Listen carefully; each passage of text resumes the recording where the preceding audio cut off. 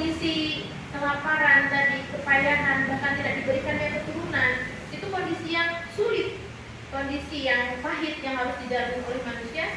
Tapi kata Allah, kamu masih cinta nggak?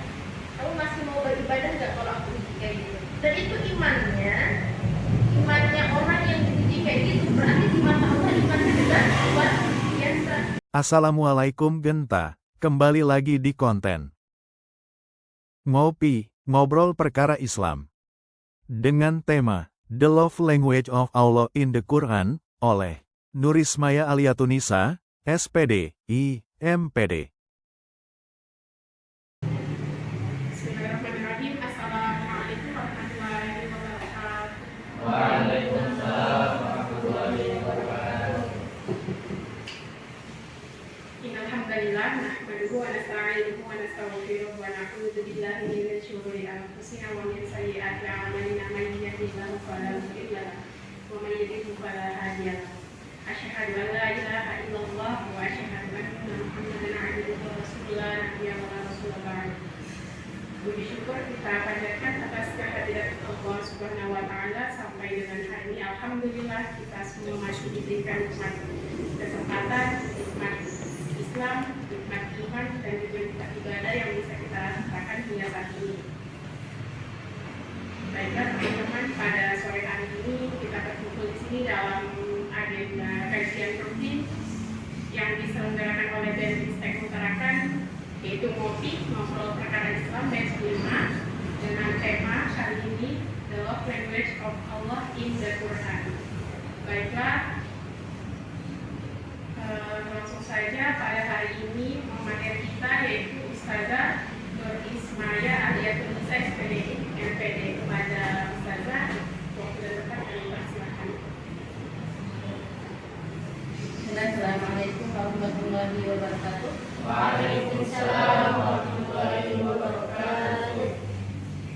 Alhamdulillahilladzi hadana li hadza wa ma kunna linahtadiya laula an hadana Allah. Asyhadu an la ilaha illallah wa asyhadu anna Muhammadan abduhu wa rasuluh la nabiyya wa la rasula ba'dahu. Puji syukur kalau kita aturkan kepada hadirat Allah Subhanahu wa Ta'ala. Alhamdulillah pada sore hari ini kita masih diingatkan langkah oleh Allah Subhanahu wa Ta'ala sehingga bisa dengan mudah gitu ya, sampai ke tempat yang insyaallah dimuliakan Allah Subhanahu wa Ta'ala. Shalawat dan salam tak lupa kita aturkan kepada Nabi Muhammad sallallahu alaihi wasallam. Dan tentunya kita berharap kita semua yang ada di sini telah di yaumil akhir memperoleh syafaat. Ini tadi kan Alia berbincang ya. Saya tuh agak bingung tadi terkait dengan tema yang harus kita bahas. Pertama ada dalam language Allah, ya kan? Di dalam Al-Quran bagaimana bahasa cintanya Allah dalam Al-Quran. Kemudian ketua BB tadi yang bahas saya. Itu menyampaikan tentang akidah. Oke. Kemudian kita apakah tema yang ada di player itu dikorelasikan dengan nilai-nilai akidah. Baik. Kalau kita bahas terkait dengan love language-nya Allah ya, bahasa cintanya Allah kepada kita manusia, kepada kita hamba-hambanya, itu kan sangat luar biasa. Allah itu kalau biasa dalam Al-Quran itu kalau menyapa orang yang berbuat kesilapan, orang yang sering menyumpah itu pakainya kalimat ya ibadi. Ya ibadi itu bahasa lembut yang digunakan Allah kepada hambanya. Yang ibadi itu kan kalau kita terjemahkan wahai hamba. Kayak dipanggil dengan penuh kasih sayang oleh Allah Subhanahu wa Ta'ala. Jadi bahasa cinta yang Allah sampaikan dalam Al-Quran itu kadang terlihat kayak sadis. Contoh ya, kalau misalkan kalian berbuat dosa nanti Allah akan berikan azab ya kan? Ini kayak mana nih kok ada ancaman gitu dalamnya. Nah kadang sekarang saya tanya nih, kalau kita ingin dicintai atau kita mencintai nuntut sesuatu atau bukti supaya kita yakin kalau dia itu suka sama kita atau cinta sama kita, gitu kan? Mana nih buktinya kalau kamu cinta, ya kan? Allah juga sama. Allah pengen lihat sejauh mana bukti kesungguhan cinta kita kepada Allah. Makanya kadang Allah itu dalam Al-Quran menyampaikan kamu harus seperti ini. Nanti kalau kamu berbuat baik, kalau kamu beriman, nanti hadiahnya adalah surga. Tapi kalau kamu tidak mau beriman atau kamu berbuat dosa, nanti kamu akan memperoleh siksa neraka. Kan bahasa Allah seperti itu ya dalam Al-Quran. Kenapa sih harus ada dua hal seperti itu? Jadi kalimat-kalimat seperti itu adalah kalimat pemantik dari Allah supaya kita itu berpikir Allah itu udah ngasih dua jalan yang sangat jelas buat kita, karena itu bukti kasih sayang Allah. Ya enggak? Guru ngasih tips belajar misalkan kepada anak yang dia sayangi, kepada muridnya yang dia perhatikan, kepada murid-muridnya yang dia ingin muridnya itu ada perubahan. Pasti guru itu memberikan kiat-kiat cara-cara atau jalan supaya kamu itu belajarnya itu lancar, supaya semangatmu itu terjaga. Kan dulu seperti itu ya. Supaya nanti kalau kamu kayak gini, kalau belajar seperti ini, memang kan bagus loh. Tapi kalau kamu belajar gak fokus, misalkan kamu sering kepikiran kemana-mana, waktu mau habis main game nanti nilaimu akan jeblok. Atau bahkan kalau zaman dulu kan ada punishment-nya tidak ada ikhlas, gitu ya. Nah, Allah juga sama kayak gitu. Kenapa seperti itu? Karena secara naluri ya, manusia itu memerlukan dua hal itu. Gak ada manusia itu kalau berbuat sesuatu betul-betul tidak mengharapkan apa-apa, dan kalau berbuat salah tidak takut dengan apa-apa. Jadi kita tuh sudah sifat manusiawinya kita, kalau kita berbuat kebaikan kita berharap ada kebaikan kembali. Kalau kita berbuat salah pasti ada ketakutan dalam diri kita. Dan sehingga itu bahasa pendekatan yang Allah berikan. Kadang Allah itu berbahasa kepada manusia itu mengikuti karakter daripada manusia itu sendiri. Sebagaimana ibu berbicara kepada anaknya ketika baru lahir atau masih bayi. Kadang kalau ibu-ibu ngomong anak nih, kan nggak pakai bahasa ibunya yang sudah lancar, ya kan? Mama, ya kan? Minum pakai bahasa yang lain, ya kan? Atau pokoknya dicomel-comelkan mengikuti karakter anak bayinya. Tapi ketika besar kan nggak mungkin pakai bahasa bayinya juga. Kenapa? Karena menyesuaikan kepahaman si anak. Begitu juga Allah. Allah itu pakai bahasa menggambarkan surga, menggambarkan kondisi neraka. Itu menggunakan bahasa yang dipahami oleh umatnya. Nah, kebetulan kan dulu Al-Quran itu turun di tanah Arab, kondisi gersang, amat sangat gersang, sehingga perlu nih gambaran pembanding yang kebalikannya. Kalau seandainya Allah gambarin surga dengan versi Arab pada saat itu, dengan kondisi alam Arab saat itu, ya orang gak bakalan tertarik. Karena di sana itu gersang, maka Allah harus menggambarkan satu kondisi yang sejuk, yang airnya mengalir, yang buah-buahan melimpah, apa yang mereka mau bisa dapat. Karena dalam banyak surah dikatakan bahwasanya orang Arab zaman dulu itu mau memperoleh kain pun itu sangat susah, sangat terbatas. Mereka harus pergi ke negeri Cina untuk memperoleh kertas, salah satunya kertas dan kain. Kemudian mereka harus melakukan perdagangan ke negeri Syam untuk melakukan jual beli. Karena apa? Karena kondisi transaksi yang sulit, gitu ya, akses akomodasi dan lain sebagainya. Nah, maka Allah gambarkan kondisi surga itu menggunakan bahasa yang bisa diterima dan dipahami oleh masyarakat pada saat itu, dan itu salah satu contoh love language-nya Allah. Nah, kemudian kalau kita tadi pada masalah akidah ya, pada keyakinan kita, kadang kan kita ini dikasih ujian oleh Allah. Dalam hadis dikatakan ketika Allah memberikan ujian kepada orang-orang yang beriman, Allah itu mau melihat apakah ridhonya orang yang diberikan ujian itu meningkat atau tidak. Keridoan orang itu dalam menerima ujian. Misalkan saya diberikan ujian oleh Allah, kemudian apakah dengan ujian itu kita semakin beriman sama Allah atau malah menurun, atau malah semakin kufur, tidak bersyukur. Jadi lawannya kufur itu tidak bersyukur kalau dalam hal nikmat ya. Nah, jadi kalau misalkan kita itu ridho dengan ujian yang Allah kasih, kita menerima, kemudian kita melalui ujian itu, maka Allah akan angkat derajat kita, Allah akan melimpahi kita dengan keridhoannya lagi. Tapi kalau sudah Allah uji, kita malah semakin kufur, semakin tidak bersyukur, semakin melawan dengan kehendak-kehendak Allah, dengan perintah-perintah Allah semakin menjauh, maka kata Allah akan diberikan azab yang sama betul. Kalau kita ujian, instekmu misalkan ada UTS atau ada ujian akhir ya. Lalu kemudian dengan ujian itu nilai kita tidak semakin baik, pemahaman kita, pengetahuan kita tidak semakin meningkat, maka otomatis kampus akan melihat progres kita juga, ya kan? Oh ternyata mahasiswa ini habis diuji kok bukannya malah bertambah gitu ya, tapi malah semakin anjlok misalkan pemahaman. Atau dari sisi keimanan, tauhidnya, padahal di sini sudah ada al-Islam gitu kan, sudah ada al-Islam, tapi kok sholatnya masih molor ya, kan kadang kelihatan tidak sholat gitu kan gitu. Atau ketika jamnya sholat Jumat, yang laki-laki misalkan malah pergi tidur atau malah tidak sholat Jumat, ini bagaimana? Berarti kan ada penurunan sisi keimanan ketika justru diberikan hantaman-hantaman ujian.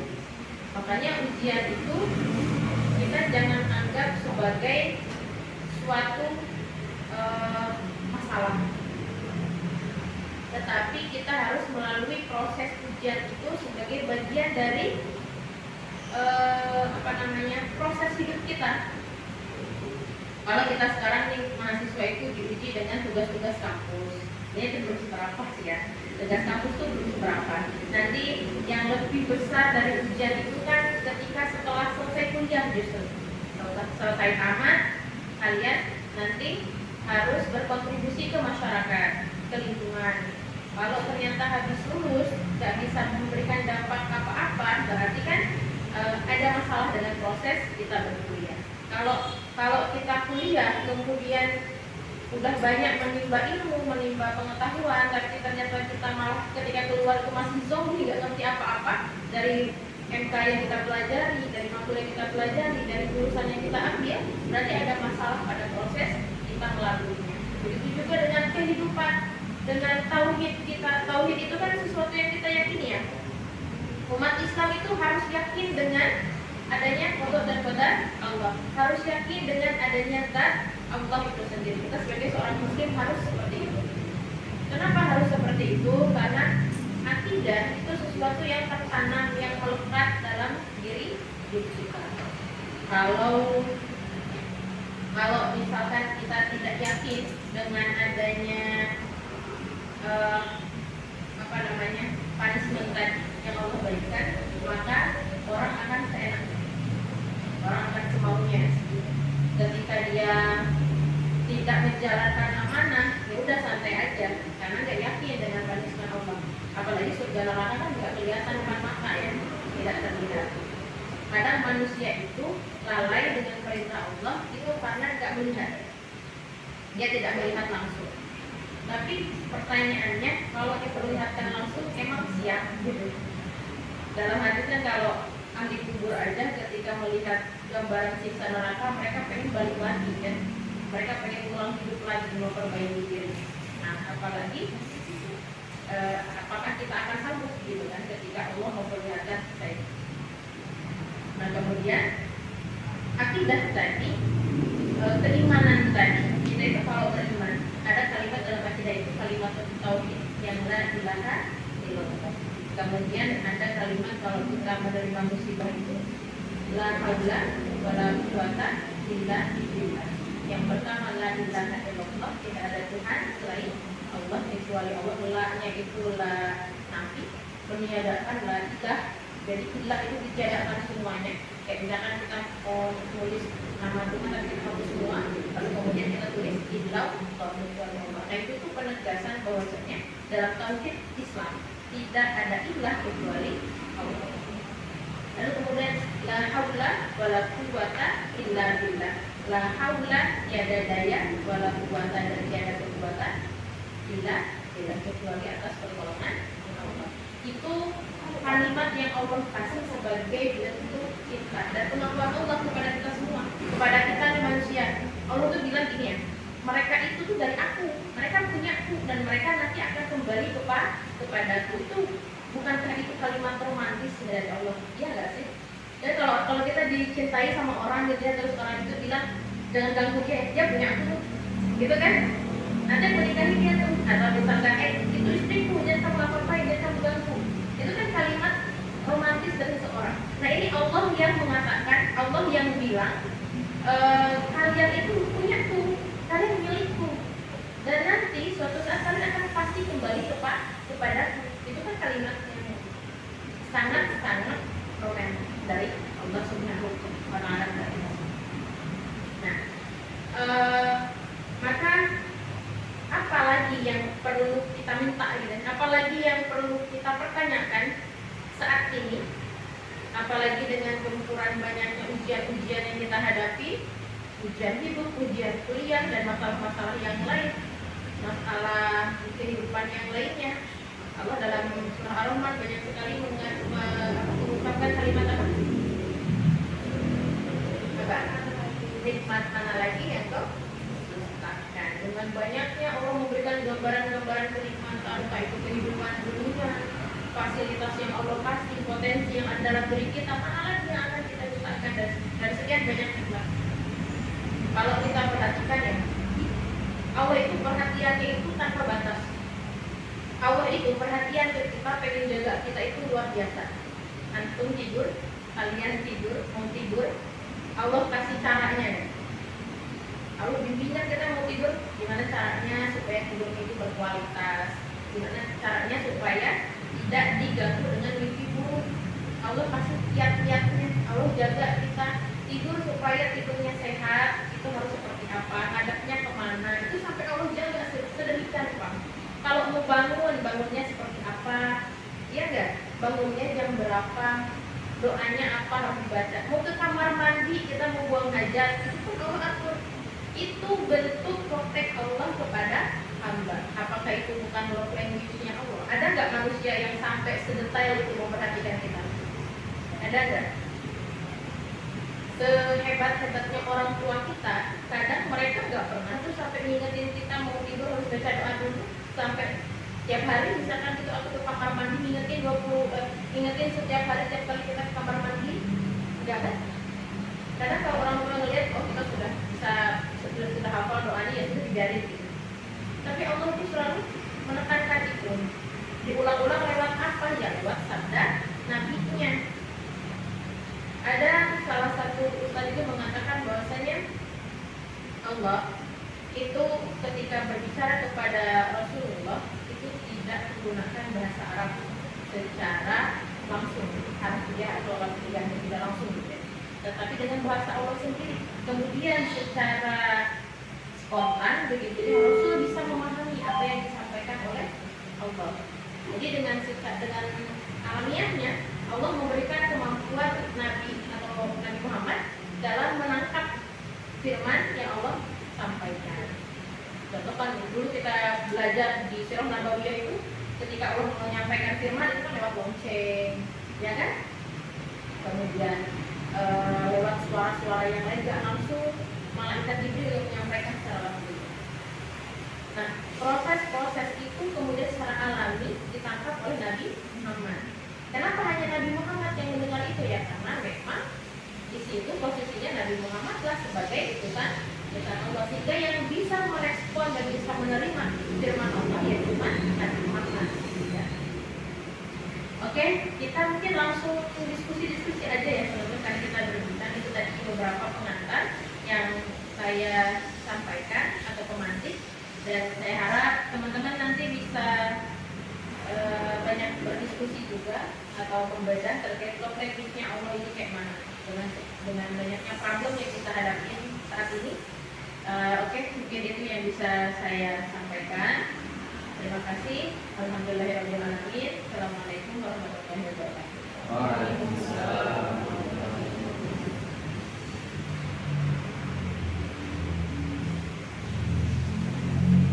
Baik teman-teman, demikian materi yang telah disampaikan oleh Ustaz dan Ismaya dan Nisa dari MPD. Sekarang kita masuk ke sesi diskusi. Silakan untuk teman-teman yang ada pertanyaan, silakan disampaikan.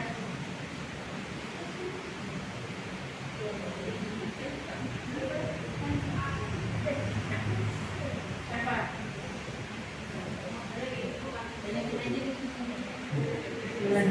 Assalamualaikum warahmatullahi wabarakatuh. Waalaikumsalam warahmatullahi wabarakatuh. Saya Bu Andrea Bu dari Salam Aktuaria yang menanyakan. Mungkin ini bukan ketahuan di Islam dari lahir, tapi di mualaf. Kebetulan saya salah satu pengurus majelis mualaf.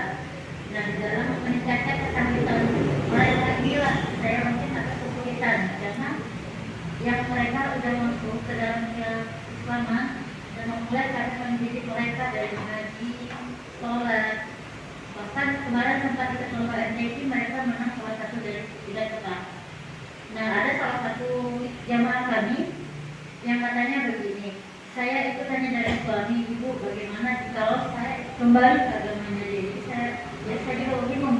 Jadi butuh juga jangan nurani saya bisa mengatakan ke beliau. Karena ada 25 jamaah aku yang selain sambil belajar terus mencari ilmu bagaimana bisa menyampaikan ke mereka agar bisa tersalurkan, tidak salah jalan lagi. Itu saja. Terima kasih. Dia masuk Islam karena suami, karena terpaksa. Itu saya pernah itu di mana? Saya di dekat tahun. Kita pernah ketemu nggak di rumahnya Bu Ani? Rumahnya Bu Ani. Dulu saya sempat ngadain kajian mualaf di Juwata itu. Oh, Ada salah satunya ibu mantan pendeta juga. oh Bu Indra itu ya? Nah, Ya, ya. Itu siapa yang beli? Alhamdulillah kalau dulu sudah ada. Kalau sekarang mulai mulai setelah dia meninggal sudah kurang. begitu itu. Banget. Maka dari rumah aku sudah mulai apa yang kontak beliaunya. Makanya sampai sekarang saya bicara lagi, ayo aku ikutan media, bicara lagi soal media. Alhamdulillah itu dilakukan. Setelah kita coba lagi sudah mulai lagi. Karena memang gini ya, yang saya tangani kemarin ya, saya kan ikut terlibat pembinaan dan cuma beberapa kali gitu dengan ibu di sana itu. Nah, yang disayangkan itu kajian mereka itu enggak rutin, enggak terstruktur. Jadi kan yang namanya mualaf itu kan beragam ya maksudnya. Ada yang memang keinginan sendiri, ada yang awalnya karena menikah tadi ya, karena keterpaksaan juga kadang. Nah, salah satunya Bu Ingrid itu pernah cerita juga ke saya. Dia itu dulu kan pendeta ya, termasuk orang yang kuat memegang kepercayaannya ya. Dan dia konsekuen banget dengan kepercayaannya, sehingga beliau ketika menjalankan agama itu serius. Tetapi di satu sisi ternyata tidak ada support dari suaminya, tidak ada teladan, tidak ada uswah dari suaminya. Yang suaminya yang dulunya membawa dia masuk agama Islam justru tidak serius menjalankan syariat Islam. Nah, itu akhirnya memang waktu itu juga kelihatan sudah mulai kendor ya, sudah mulai ragu mungkin dengan agama pilihannya. Kok umat Islam yang dia lihat tuh dia cuma ngomong doang ya, kayak ngajak doang, tapi kok nggak bisa menunjukkan keislamannya gitu. Malah kadang suaminya ini mohon maaf mungkin sholat juga agak-agak tertinggal gitu ya. Dan beberapa ibu yang lain dalam beberapa kasus di sana itu ketika suami yang muslim ini meninggal, mereka akan kembali. Jadi memang masuk Islamnya ya karena supaya dinikahin aja, tidak ada penguatan di rumahnya, di keluarganya. Nah, kita ini kan orang luar ya, kita punya keterbatasan yang memang sebenarnya ketika mu'alaf itu masuk, yang mereka masuknya karena pernikahan dibawa dalam proses menikah, itu dalam kajian itu harus dibawa dua-duanya, ya kan? Terutama ngajak, terutama si suami yang ngajak, atau kalau bisa Mbak buatkan program yang memang untuk suaminya juga. Nah, jadi kita kan khawatir dari sisi Mbaknya yang mu'alaf, kita paham kalau orang mu'alaf itu PR-nya banyak. Mereka apalagi yang tadi ya, karena kasus-kasus kayak gitu, pernikahan terpaksa tanpa dasar keyakinan, dia cuma karena ingin dapat jabatan supaya sampai nikah, ya nggak ada dasar keimanan, nggak ada dorongan untuk mengimani Allah, nggak ada, karena ya itu hanya apa ya, hanya untuk memperoleh legalitas tadi. Nah, memang pendekatan kita sepertinya harus dirubah.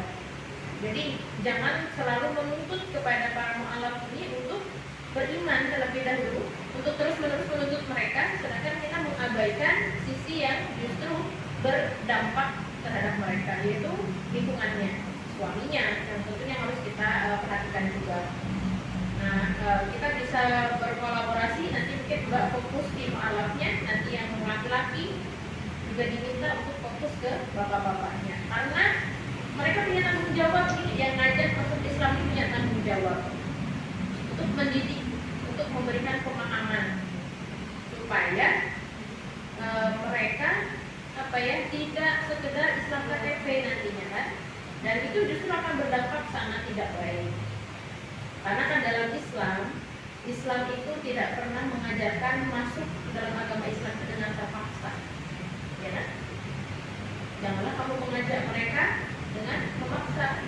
Tidak boleh memaksakan agama kita kepada orang lain, apalagi dengan alasan pernikahan. Hanya karena menikah itu tidak boleh. Jadi kalau memang kamu suka dengan orang yang lintas agama, ya kamu harus menunjukkan uswah.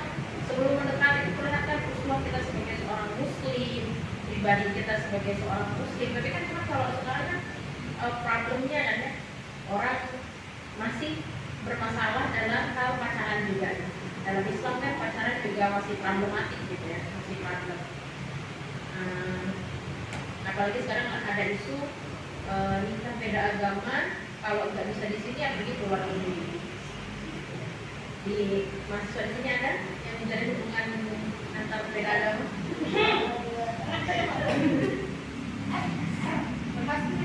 Itu sulit, nikah di dalam negeri sulit. Kalau mau nikah itu harus ke luar negeri. Tapi apa untungnya diakuin hanya dalam sebatas dokumen, tapi tetap haram di mata Allah. Ya kan, dia buat apa gitu. Jadi ya memang ketika mu'alaf itu begini ya Mbak, kalau mu'alaf itu kita yang harus membuat sistem dulu. Kita kan punya tanggung jawab nih. Kita punya tanggung jawab kepada mereka itu gak cuma ngumpulin, gak cuma membuat program yang mereka itu datang atau mereka itu senang. Karena beberapa kali saya dapetin itu mereka akan datang rame-rame ketika ada sesuatu yang kita kasih. Kalau cuma saja kosong begini itu nggak mau, kebanyakan ya kayak gitu. Tapi ya ada juga yang memang dari hatinya ada datang. Tapi itu waktu pertama saya datang ke komunitas mu'alaf itu hampir 25 orang.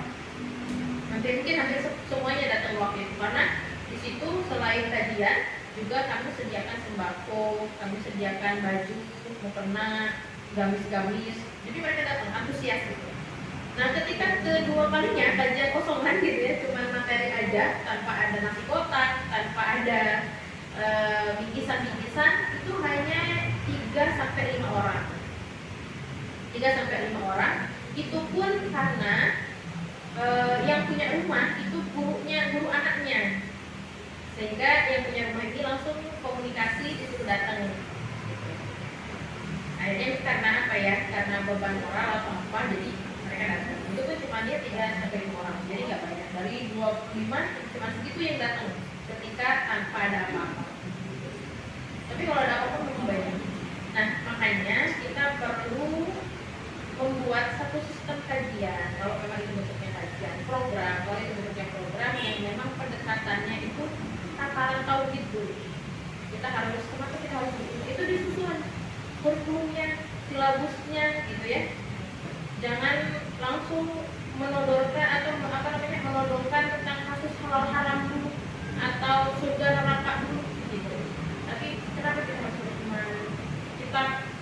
galilah tentang itu dulu kepada mereka, dan itu harus dilakukan jangan seminggu sekali karena terlalu jauh jaraknya. Allah ngasih waktu sholat aja 5 kali sehari, itu dalam mata Allah masih kurang.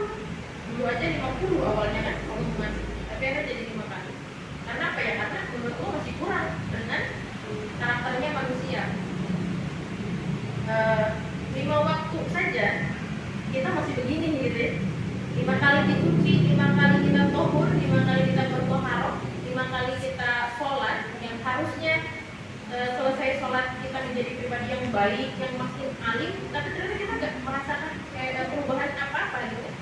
Nah, apalagi kalau misalkan pendekatan kita dilakukan dalam jarak 1 pekan, itu terlalu jauh untuk mereka yang sebenarnya butuh banget siraman, butuh banget pemahaman ketauhidan. Karena kebanyakan kenapa mereka mudah sekali ikut agama suami, ya karena di agama sebelumnya mereka juga nggak benar-benar banget gitu, maksudnya nggak serius juga ngejalanin agamanya, nggak yang betul-betul, nggak yang juhud, gitu, nggak yang bersungguh-sungguh. Makanya dengan mudah aja mereka menanggalkan keyakinan sebelumnya. Tapi karena biasanya kan ada konsekuensi ya, ada apa namanya punishment sosial gitu. Kalau kamu pindah agama ya kamu tidak dapat itu dari keluarga sebelumnya. Karena kan harus mulai dari nol. Nah, kadang sudahlah hidup susah, sebagai mu'alaf itu sudahlah hidup susah, ekonomi sulit, ternyata nggak dapat teladan dari suaminya juga, nggak dididik istrinya dengan baik, nggak didekatkan, malah suaminya kurang tanggung jawab dan lain sebagainya. Akhirnya keislamannya dia tidak tumbuh karena dia masuk pun dia tidak punya bekal apa-apa awalnya, bahkan tidak ada dorongan apa-apa ya, cuma karena pengen itu aja legal aja. Nah, makanya mungkin sistem kajiannya dulu, sistem programnya kita harus benar-benar matangkan tema yang mau kita bahas apa yang sekiranya bisa menjadi pemahaman buat mereka. Jadi mereka itu yang awalnya masuk ke agama kita itu tanpa pengetahuan apapun, mungkin masih menyimpan stigma negatif juga, ya kan, terhadap keyakinan kita, mungkin nggak punya ketertarikan awalnya. Nah, itu kita harus pikirkan dari situ. Kemudian program-program yang lebih kepada meningkatkan kreativitas, membuat mereka lebih mandiri, berdaya, begitu ya. Program-program yang seperti itu. Sehingga kalau misalkan di kemudian hari suaminya ini meninggal, dia sudah punya bekal 2 itu. Dia tidak akan lari lagi dari agama Islam karena keimanannya sudah tumbuh berdasarkan keilmuan yang dia miliki, dan dia tidak akan takut kelaparan, dia tidak akan takut kekurangan karena dia punya skill, dan skillnya itu dibangun. Kreativitasnya, kerajinan apa, bikin kue atau apa, nah itu dibangun. Jadi program-programnya begitu dari saya ya. Kalau dari sisi materi kita buat pengantar akidah itu, pemahaman akidah, dibangun kesadaran ya, sebelum akhirnya kita ngomongin soal halal dan haram. Karena pernah itu ada kejadian orang mualaf juga, dia masih mengkonsumsi makanan haram karena keluarganya semuanya memang seperti itu. Pelan-pelan dia mau belajar, karena memang beda dorongannya ya kalau dia mau masuk Islam sendiri dengan tuntutan atau bahasa Arab. Oke, ada lagi? Dari laki-laki ini bebas aja Pak, gak usah kebanyakan. Bicara tentang cinta ya.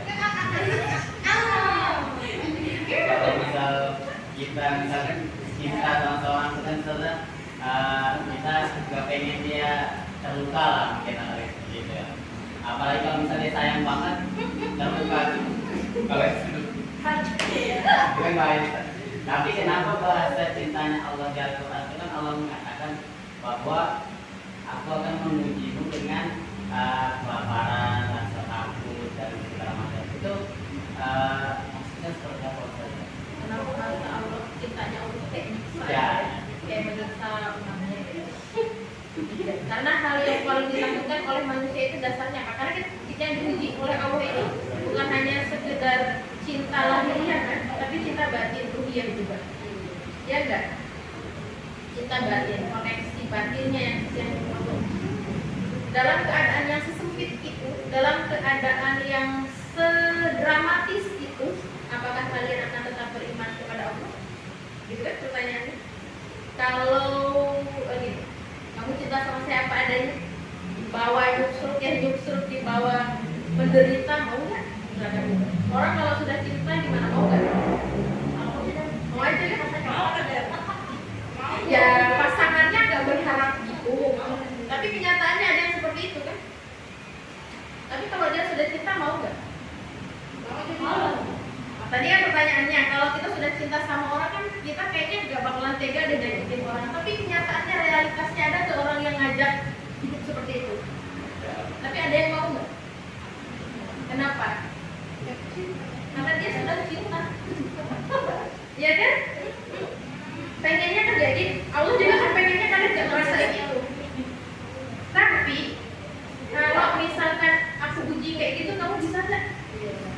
Kamu masih cinta nggak?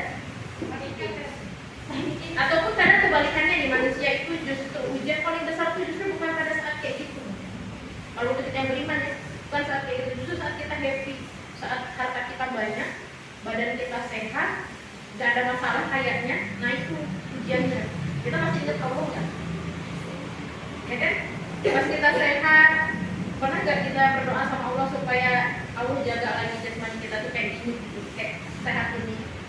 Kalau kita pas lagi kaya, pernah nggak kita berdoa agar harta kita ini berkah dan sebagainya? Kebanyakan orang kaya itu sadar nggak dengan itu? Ingat nggak dengan Tuhannya?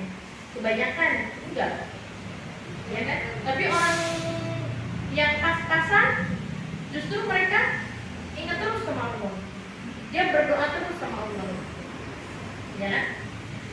Nah jadi kondisi kelaparan tadi, kepayahan, bahkan tidak diberikannya keturunan, itu kondisi yang sulit, kondisi yang pahit yang harus dijalani oleh manusia.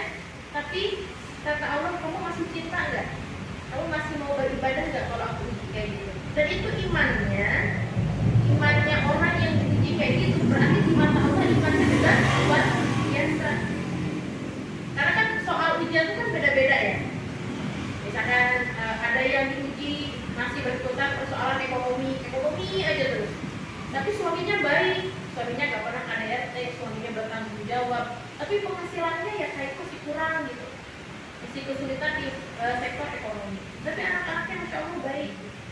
Berarti kan tingkat keimanannya berbeda dengan orang yang dia diberikan harta yang banyak, berlimpah, bahkan pendapatan hariannya pun fantastis. Tapi istrinya misalkan kurang soleha, anaknya juga sama misalkan. Ternyata dia rupiahnya kurang, itu kan ujian-ujiannya berbeda. Karena tingkat imannya juga berbeda. Tapi kalau cinta itu datangnya sebelum, ini kan tadi bahasa cinta ya, kalau kita mencintai seseorang. Nah itu dalam bingkai pernikahannya. Kalau sebelum menikah itu kan ada bahasa orang itu kan cinta itu datangnya dari Allah, fitrah yang datang dari Allah, anugerah, bahkan mengatakan anugerah. Sebenarnya anugerahnya itu ketertarikan. Kita tertarik lawan jenis itu anugerahnya. Tapi kalau kita memburu sampai kita mengejar, sampai kita harus melakukan hubungan, komitmen di luar komitmen pernikahan, maka itu sudah melampaui batas. Itu sudah tidak sesuai dengan anugerah yang Allah kasih kita. Kita tertarik pada lingkungan, kita tertarik pada laki-laki karena dia baik, karena dia bla bla bla, itu wajar, itu normal. Tapi kalau kita membangun koneksi, komitmen, nah itu yang nanti khawatirnya malah menjadi perbuatan yang menyimpang. Dan itu ya, itu justru bentuk kasih sayang Allah, bentuk cintanya Allah. Iman itu udah naik. Aku uji kayak gini ya, soalnya lebih sulit lagi. Gak ada soal anak SD, soalnya anak SMP, anak SD juga soal anak SMP, itu gak mungkin. Anak SD ya anak SD, iman kita yang masih di sini ya ujiannya di sini. Tapi kalau semakin meningkat, dia akan bertambah lagi. Dan keimanan itu gak diukur dari kekayaannya, gak diukur dari apalagi tadi jabatannya. Tidak misalkan jabatan tinggi berarti imannya tinggi, enggak. nggak seperti itu, ya kan? Bisa jadi kelihatannya ini orang kayaknya kesusahan gitu, kayaknya payah banget hidupnya, tapi ternyata imannya tinggi sekali. Dia rajin beribadah, sodakohnya lancar, kemudian sholat sunnah nggak pernah ditinggalkan. Makanya ujiannya pun terlihat berat. Tapi kalau mereka itu tadi kan dalam hadis Nabi, kalau ketika Allah uji nih dengan ujian-ujian yang jauh lebih besar dari ujian sebelumnya dan dia lolos dan dia bisa menjalani, maka Allah naikkan derajatnya. Ya, derajat itu bisa lahiriah, bisa yang terlihat, yang zahiriah, bisa yang enggak. Bisa yang enggak nampak tuh kayak apa? Dia ketenangan hati, ketenangan batin. Banyak orang yang memilih, salah satunya kan ahli sufi, yang memilih meninggalkan kehidupan dunia. Karena apa? Karena dia pengen terlepas dari beban-beban duniawi. Dia pengennya fokus ibadah aja. Itu juga ada orang kayak gitu. Tapi kalau kita kan Allah perbolehkan untuk mencari kehidupan dunia untuk bekal kita menuju akhirat. Jadi kita boleh nih bekerja, tapi tidak meninggalkan keperluan atau kebutuhan akhirat kita. Oke? Mudah-mudahan dipahami.